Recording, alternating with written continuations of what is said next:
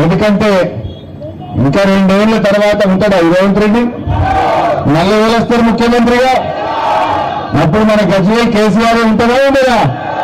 మరి ఈ పిల్లలు మీ దయ ఉంటే 5 ఏళ్ల కోసం గెలుస్తారు, 5 ఏళ్ల కోసం గెలుస్తారు. 2 ఏళ్ల తర్వాత మళ్ళీ కేసీఆర్ వచ్చినాక ఉరికాయా మన పనులు? ఉరుకుతాయా ఉరికాయా?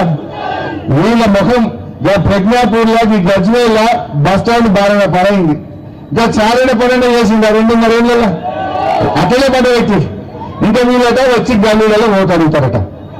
దయచేసి ఆలోచన చేయండి. ఇక నడిమికే బీజేపీ మోపండు. అసలు వాడు ఏమైనా చేసిండు ఆ తల్లి వరకు? అరే ఎరువు బస్తాల ధర పెంచిండు, పాల ధర పెంచిండు, జిఎస్టీ పెట్టిండు. కేసీఆర్ గీడకి రామాలయం ఎంత మంచి కట్టించాడు. ఇంకోట్లకనే ఉంది రామాలయం. గా శివాలయం ఎంత మంచి కట్టిండు. గా పాండవుల చెరువు ఎంత మంచిగా చేసిండు.